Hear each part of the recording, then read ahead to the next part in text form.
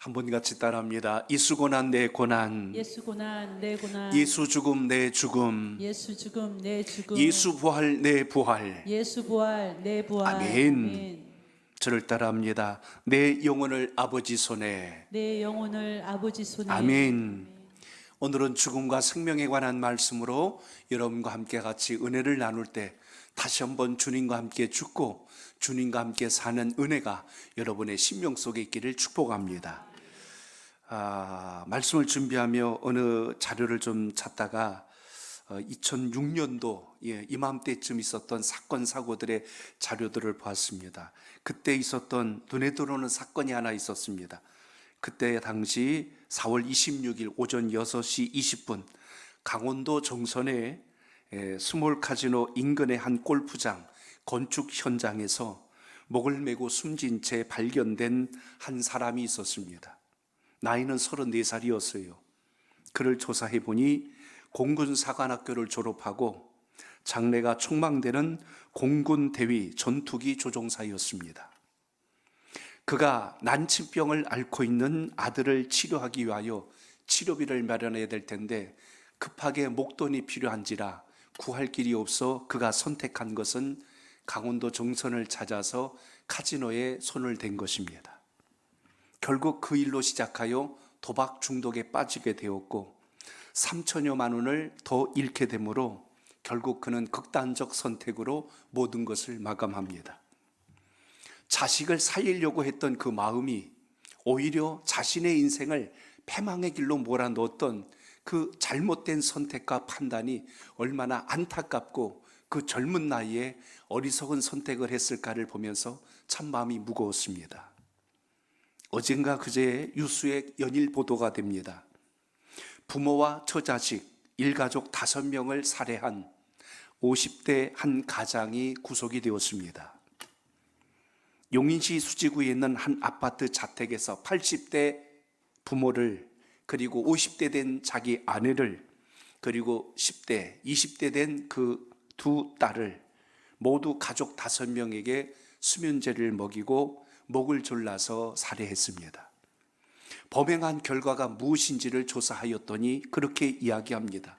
모두를 죽이고 같이 죽으려고 했대요.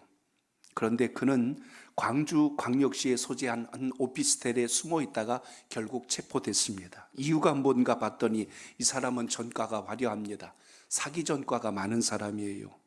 아파트 분양과 관련한 사업을 하던 중 계약자들로부터 사기 분양에 의한 고소를 당하여 엄청난 빚을 지게 되어서 갚을 길이 없게 되자 자기 외에 가족들이 그 짐을 떠안을까 염려하여서 그렇게 했다고 변명합니다. 우리의 생명과 목숨이 사람의 손끝에 있는 것이 아니라 하나님의 주권적 섭리 속에 있다는 것을 오늘 이 거룩한 예배를 드리는 우리 교우 여러분들 마음속에 있기를 축복합니다. 아무리 죽을 것 같은 힘든 순간과 시간이 있다 할지라도 우리를 이끄시고 살리시고 우리의 길을 여시는 분이 여호와 하나님 되심을 잊지 않길 바랍니다.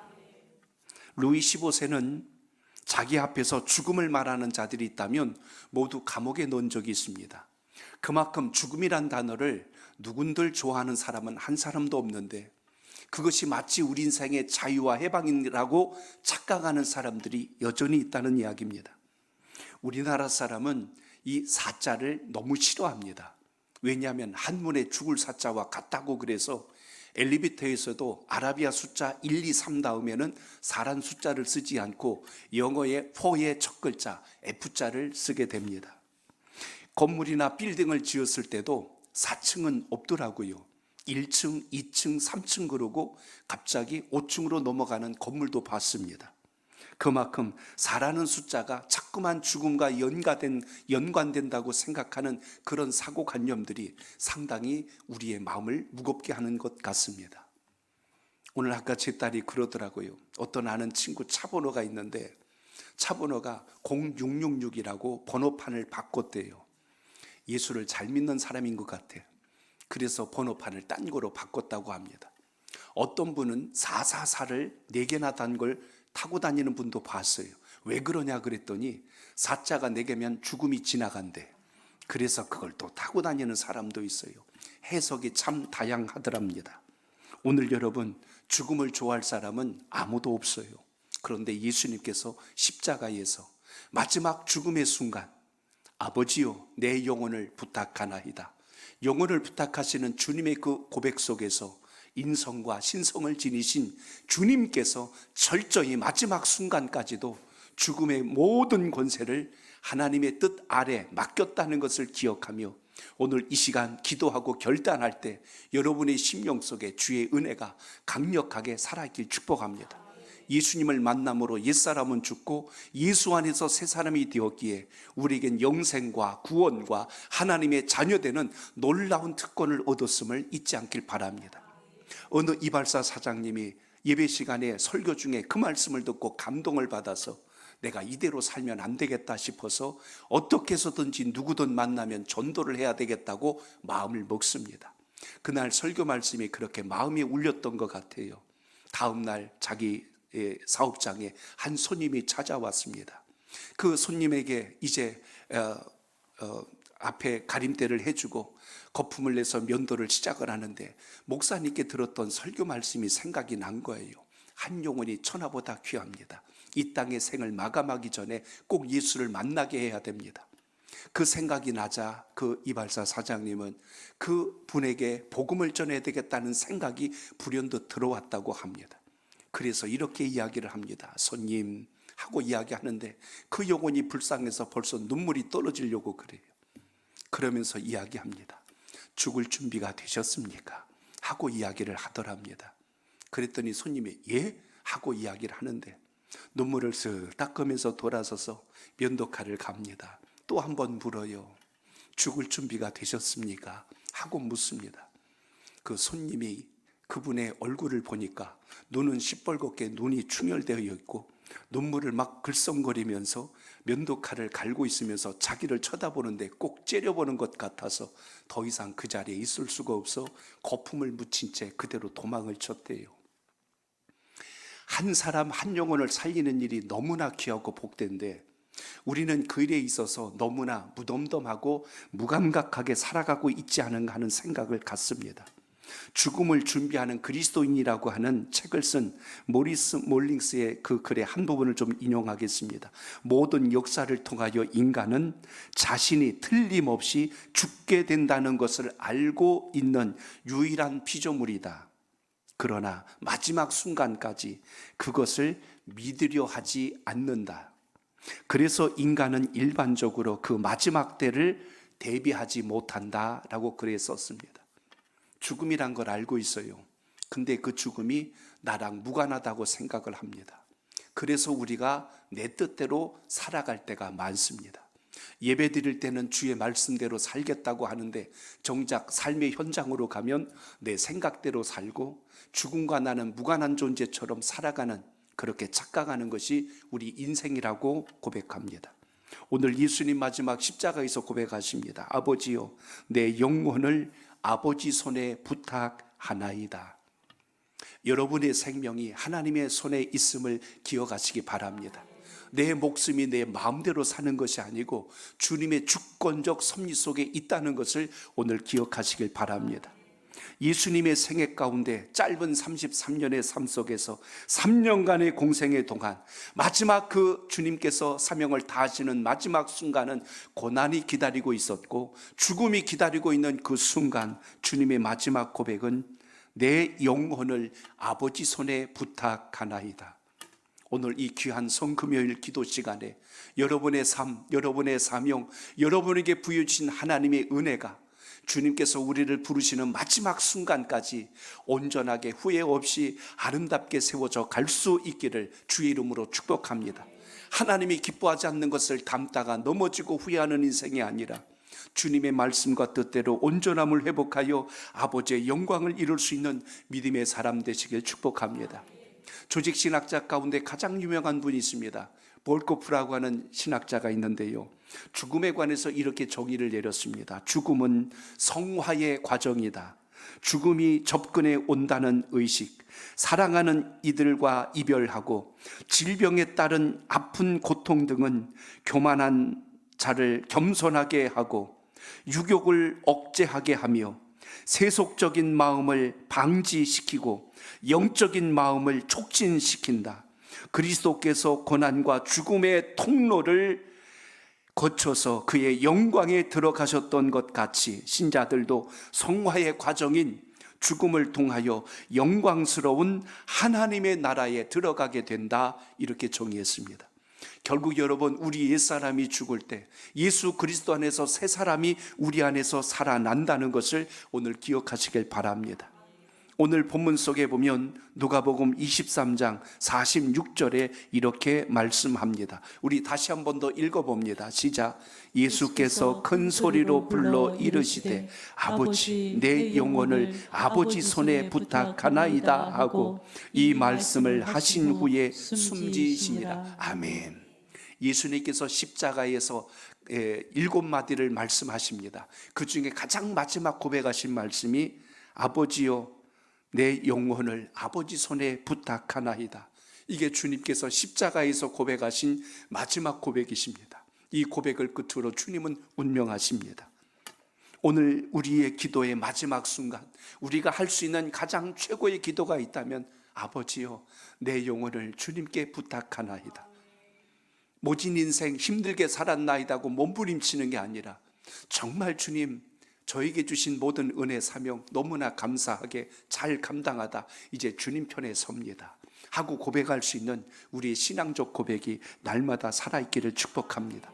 아침마다 눈을 뜰 때마다 주님의 이 은혜를 기억하고 오늘도 기도할 때마다 주님, 다시 한 번 더 주님의 고난을 묵상하며 옛사람으로 죽었던 우리 인생을 살리신 주님 감사합니다 라는 영혼의 울림과 영혼의 고백이 주님께 드려질 수 있기를 바랍니다.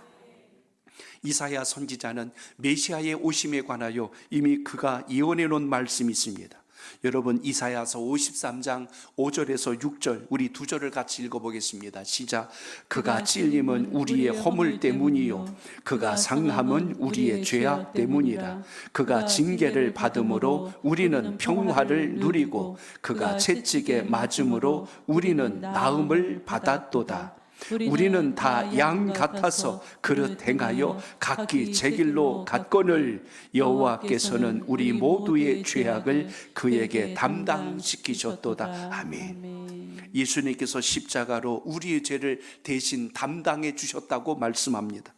우리의 죄를 대신하여 예수님께서 저주를 받으셨다고 말씀이 기록합니다. 죄사함과 축복은 이제 우리가 누릴 수 있도록, 우리가 받을 수 있도록 이렇게 길을 열어주신 분이 예수 그리스도 우리의 주님이시라는 걸 믿으시기 바랍니다. 제가 여러분에게 하나씩 한 문장을 읽어드릴 때 여러분은 아멘으로 화답해 주시기를 바랍니다. 한 10가지를 제가 여러분에게 한 문장씩 읽어드릴 텐데 여러분은 아멘으로 화답해 주시기 바랍니다. 예수님께서 찔리심으로 우리의 허물이 용서받았습니다.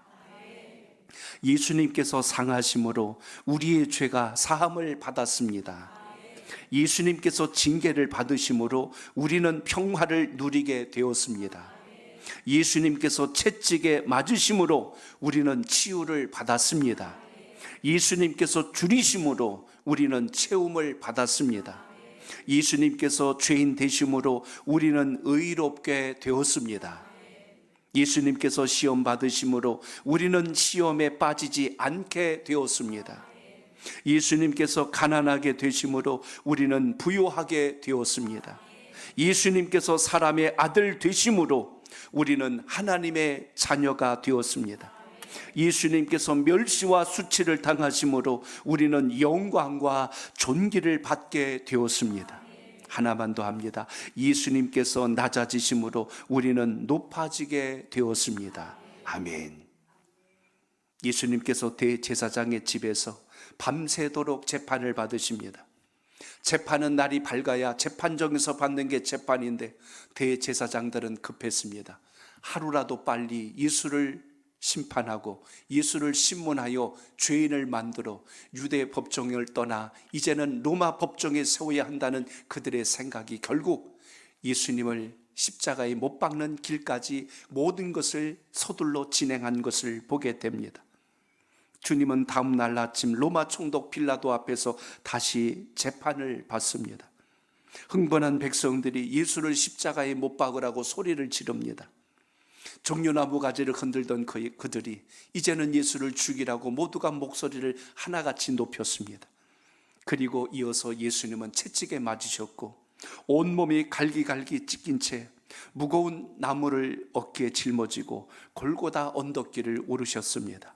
손과 발에 못이 박혀서 십자가에 달려 올라가는 그 고통은 살을 찢고 뼈를 뚫고 들어가는 처절한 고통을 견디시며 마지막 고난의 순간을 감당하셨습니다.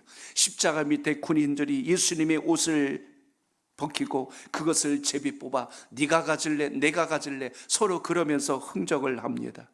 대제사장과 율법학자들은 예수님을 비웃고 조롱합니다. 내가 저럴 줄 알았다 하고 예수의 죽음을 마치 당연한 것처럼 그들은 비웃고 조롱했습니다. 그때 예수님께서 십자가에서 첫 번째 고백을 하십니다. 아버지요, 그들을 사하여 주옵소서. 자기들이 하는 것을 알지 못함이니이다. 예수님께서 십자가에서 고백하셨던 첫 번째 말씀입니다. 그리고 그 십자가의 좌우에 있던 강도들이 예수님께 말을 걸어왔습니다. 그 중에 한 사람이 고통으로 헐떡이며 예수님께 이렇게 말합니다. 내가 진짜 그리스도라면 너 자신을 통하여 너 자신과 우리를 구원해봐라. 너 자신과 우리를 살려봐라 하고 이렇게 주님을 조롱하듯이 그렇게 고백합니다. 그럴 때 한편 강도가 오히려 그 강도를 꾸짖습니다. 이보게, 너는 하나님이 두렵지 않는가? 우리는 우리 죄 때문에 벌을 받지만 저분은 죄가 없이 벌을 받고 있다네 하고 그것을 이야기합니다. 이어서 그 강도는 예수님께 간구합니다. 예수님, 주님의 나라 들어가실 때 부디 저를 기억해 주시옵소서. 예수님이 그때 그 강도에게 이렇게 말씀합니다. 내가 진실로 내게 이르노니 오늘 내가 나와 함께 낙원에 있으리라. 예수님께서 십자가에서 두 번째 하셨던 말씀, 한편에 서 있던 강도에게, 함께 죽어가는 그 강도에게 내가 오늘, 먼 훗날도 아니고 오늘 나와 함께 낙원에 있으리라고 그에게 구원을 선포하셨습니다. 십자가 밑에서 수많은 사람들이 흐느낍니다. 예수님이 모친 마리아도 있었습니다. 거기에는 사도 요한도 있었습니다. 그리고 주님께 은혜 받았던 수많은 사람들, 주님께 치료를 받았고 귀신이 쫓김당하고 아팠던 병이 나았던 사람들이 그 아래서 쳐다보며 주님의 처절한 고통을 같이 아파하며 눈물을 흘립니다. 야고보의 동생 요한 말고도 십자가 밑에는 수많은 사람들이 있었지만 정작 예수님의 제자들은 그 자리에 있지를 않았습니다. 모두 자기 살 길을 찾아 여기저기로 흩어져 버렸어요. 마치 오늘날 이 시대에 주의 말씀을 묵상하고 주님을 사랑한다 하지만 내 코가 석자라 먹고 사는 일에 바빠서 나 하는 일이 너무나 급해서 주님은 안중에도 없고 내 가는 길을 떠났던 우리의 삶과 다를 바가 없었습니다. 예수님은 그곳에서 육신을 길러주었던 마리아를 바라봅니다. 그 고통스러운 상황 속에서도 그 어머니를 걱정하며 그 곁에 있던 요한에게 세 번째 말씀을 전합니다. 여자여 보소서 아들이니이다. 보라 내 어머니라. 요한에게 이제 마리아를 부탁하는 주님의 세 번째 말씀, 이렇게 주님은 선포하셨습니다. 그리고 정오부터 오후 3시까지 온 땅이 흑암에 사로잡힙니다. 주님께서는 오전 9시부터 오후 3시까지 십자가에 매달려 계셨습니다. 그늘 하나 없는 떼약볕 아래서, 그것도 처절한 고통과 물 한 모금을 입에 대지 못하고 십자가에서 제6시에, 유대 시간으론 제6시요 우리 시간으론 정오에 그 십자가에서 가장 고통스러운 시간을 주님은 보내십니다. 그리고 그 십자가 위에서 주님은 처절한 고통을 외치십니다. 엘리 엘리 라바 사박다니, 나의 하나님 나의 하나님 어찌하여 나를 버리시나이까. 주님께서 네 번째 말씀으로 십자가에서 이렇게 고백하십니다. 육신의 고통과 그 아픔과 밤새도록 신문당하시고 물 한 모금 입에 대지 못했던 시간인지라 주님은 목이 말라 들어갔고 살갗이 달라붙는 고통을 겪습니다. 그리하여 주님은 이제 힘겹게 입을 열어 다섯 번째 다시 고백을 하십니다. 내가 목이 마르다. 내가 목이 마르다고 주님은 그 십자가에서 고통스러운 고백을 고백하게 됩니다. 온 땅이 이제 흑암이 들어가는 과정 속에 주님은 이제 6번째 말씀을 합니다. 다 이루었다. 다 이루었다. 그때 그 모습을 아마 연출하고 그래서 예수 그리스도에 대한 생애를 영화로 만들었던 장면의 한 사진을 좀 잠깐 볼까요? 주님께서 십자가에서 마지막 다 이루었다라고 하는 처절한 피로 얼룩진 주님께서 거기에서 마지막 그 고백을 하십니다. 그때 온 땅이 흑암에 뒤덮여 버립니다.